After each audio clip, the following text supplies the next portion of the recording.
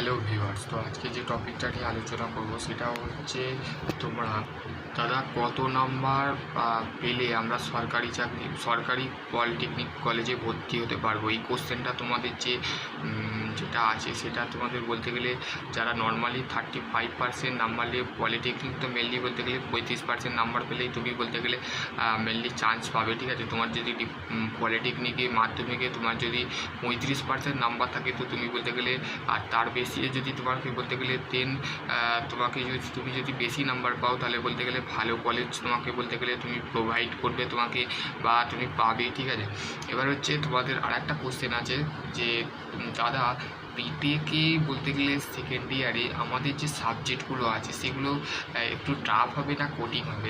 দেখো বলতে গেলে টাফ বা কঠিন বলে কোনো কিছু নেই। ঠিক আছে, তো তোমার উপরে ভিত্তি করছে তুমি কিভাবে বলতে গেলে সেই জিনিসটাকে ট্যাকেল করবে বা সেই জিনিসটাকে বলতে গেলে তুমি সম্পূর্ণ জিনিসটাকে গাইড করবে, সেটা তোমার উপরে ভিত্তি করছে। ঠিক আছে, আর তোমাদের যদি বলতে গেলে যে সাবজেক্টের বিষয় আছে সেই সাবজেক্টের বিষয় বলতে তোমরা যদি সাবজেক্ট যেটা আছে তোমাদের যে প্রপারলি যে সাবজেক্টগুলো আছে সেগুলো কিন্তু বলতে গেলে কিছুটা টাফ হয় বা কিছুটা বলতে গেলে থার্ড এবং ফোর্থ সেমিস্টার বলতে গেলে টাফ তো যাবেই, কারণ যে সমস্ত মেকানিক্যালের যে সমস্ত সাবজেক্ট আছে সেগুলো কিন্তু একটু টাফ হতে পারে।